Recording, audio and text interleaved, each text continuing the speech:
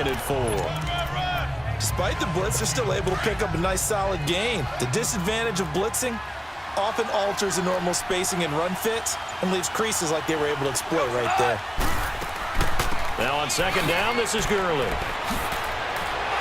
And he's able to get this one down to the 40-yard line. It's a gain of 11 yards that time, and it produces a new set of downs. Well, one unit I know you want to watch is that offensive line. If they keep clearing holes like that, it could be a long night defensively. No doubt about it, because when they are in sync, as we're seeing so far, where that continuity is there, and you can see that they're playing off of each other while controlling the defensive front linebackers, you're exactly right. It could be a very long night for the defense because someone's going to run for some big yardage. 10 more there and another 1st down. Boy, he does it at a high level, doesn't he? Because when I watch him, I think of his vision. Straight ahead, peripheral, also has that sense of where holes are going to be before they actually open. I think that helps set him apart from many of the other backs in the league. And he'll fall forward to the 29-yard line. Just a yard on the 1st down carry, so it's 2nd and 9. And the big boys up front in the trenches. What do you think of the O-line, Charles? I love them because this is a group that's so cohesive. They know what the man next to them is going to do at all times, and they operate as a terrific unit.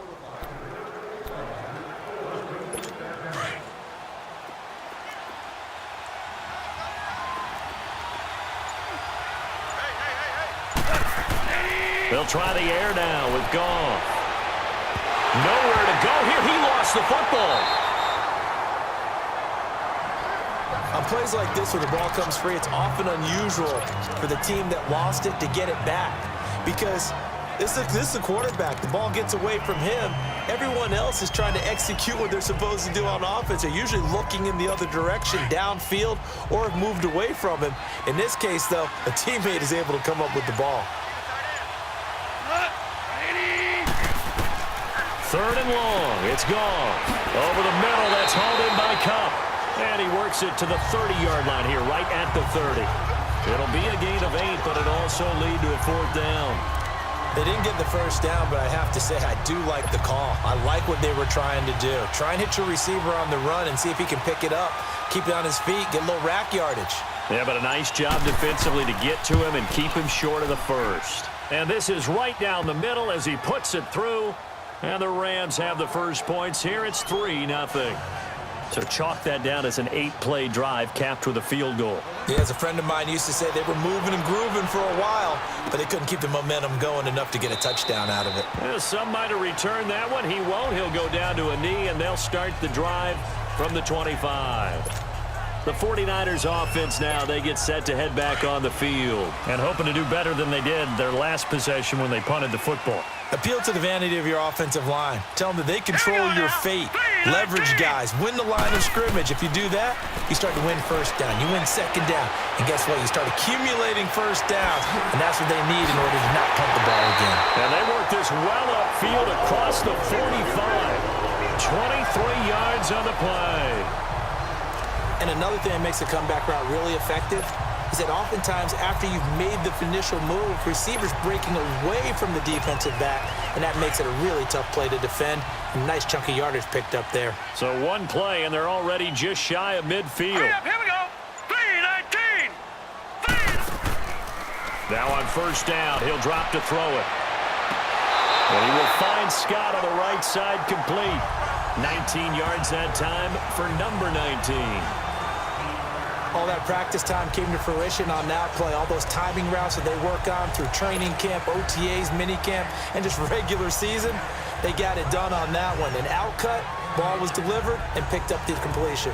So the ref takes a peek here, wants to see if the receiver had possession and both feet inbounds. If this were a college game, this would be a legal catch. It's the 2nd foot that they're looking at to make sure it gets down. You have to have 2 inbounds in the NFL.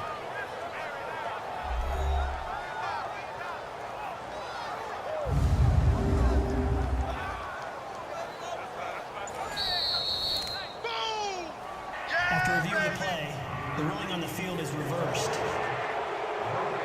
I'm sure as a coach, when you throw the flag, you hold your breath, then you get the verification you were right, a sigh of relief. Not only a sigh of relief, a little vindication as well, because every time you pull that red flag and throw it, you could be costing your team a timeout. Now Rashad Penny. And that play going absolutely nowhere as he's belted before he could get out of the backfield.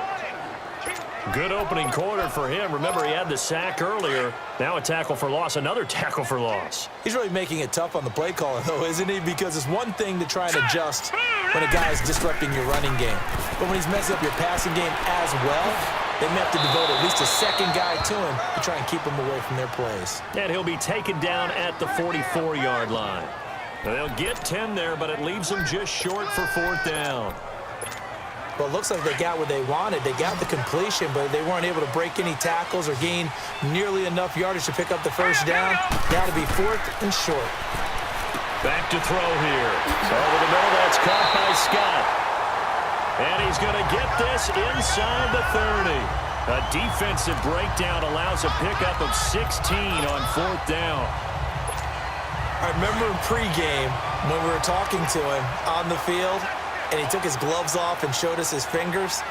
A few misshapen ones in there, and now we know why, trying to catch those types of bullets. That was a dart. Yeah, even for a talented receiver, those are tough to hang on to. And able to push his way forward here for a good little gain. 5 yards is the tally on 1st down. That brings up 2nd and 5.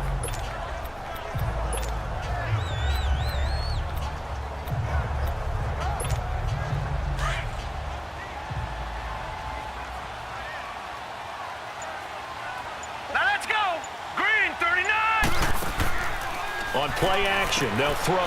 That's to the right side, complete to Kittle. And he'll take it down here just shy of the 15 at the 16-yard line. That good for 6 as they keep this drive right on rolling.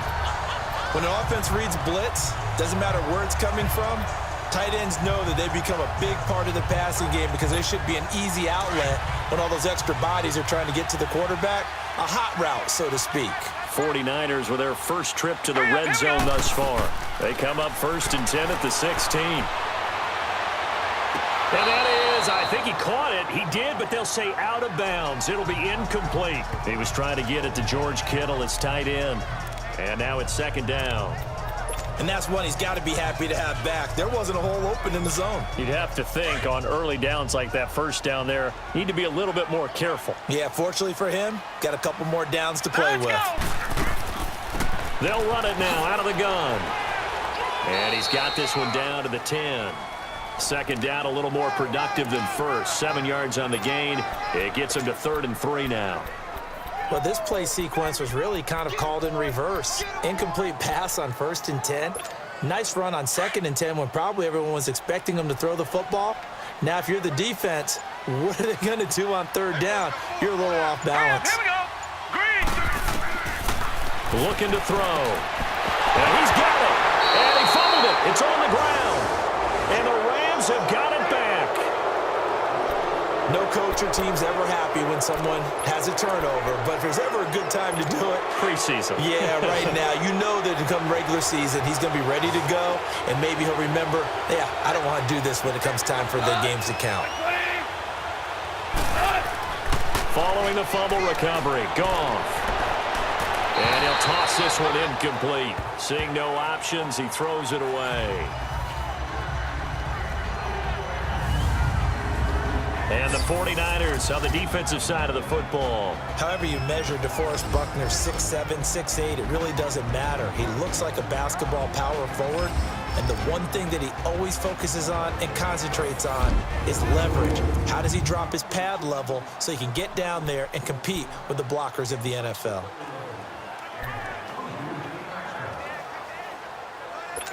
After the incomplete pass, here now is 2nd and 10.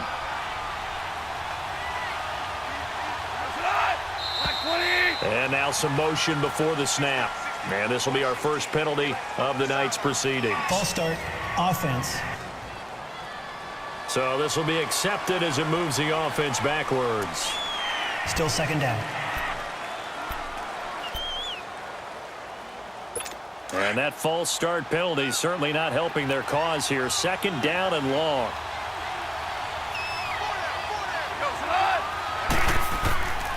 Following the penalty, it's Gurley. Oh, nice move. And he's going to take this up past the 10 to about the 11. They get 9 yards back on the run there, and they're left with a much more makeable 3rd and 2. Well, they're making an effort to get the ground game going tonight. So far, it's working. I like what we're seeing from the offensive line. They seem to have the leverage going, and they're controlling things and reestablishing the line of scrimmage, moving that defensive front backwards. But also like what the runner's giving us, too.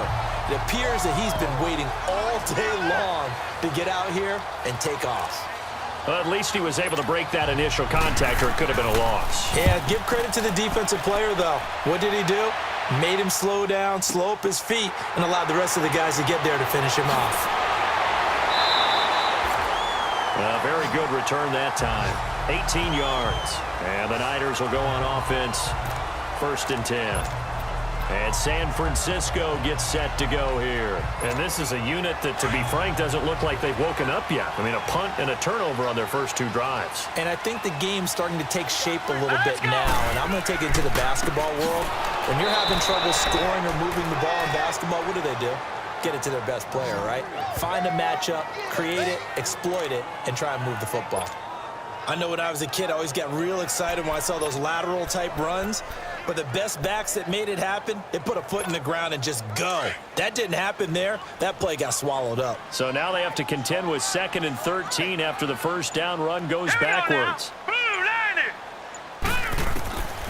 Now a shotgun snap as they'll look to throw. Gets this one left side to Pettis. And he'll be stopped right at midfield. That one good for 16, and the drive will continue.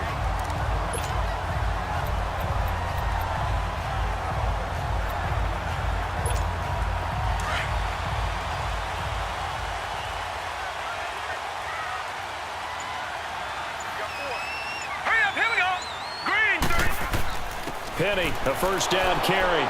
And he is met at the line of scrimmage, and he goes down right there. Call it no gain on the play, and it'll be 2nd down. Well, we just saw a great example of what we talked about with his coach prior to the game. He's definitely one of the better linebackers at reading a play and flowing to make the stop before it turns into something big. Now let's go. Blue 90. Blue 90. And before they can get settled in here, time expires on the first quarter of action. 3-0 is our score. We're back to Santa Clara after this. Second quarter now. Brandon Gaudin, Charles Davis with you. It's the 49ers in control of the football. They've got it 2nd and 10 to start things out.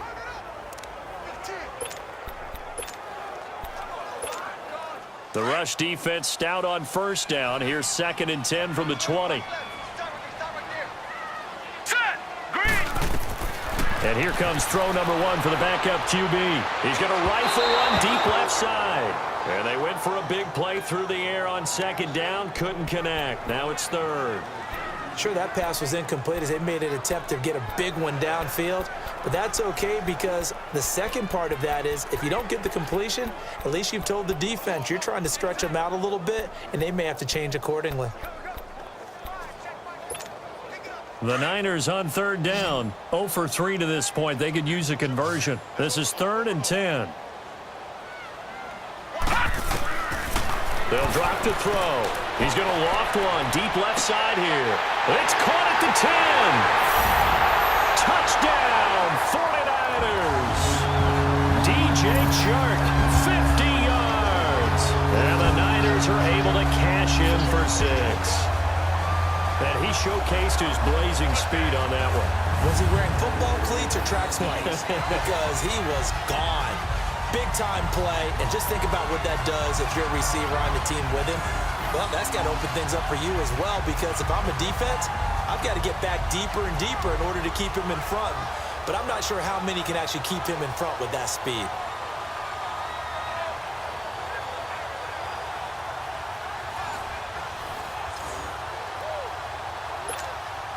Robbie Gould on for the extra point.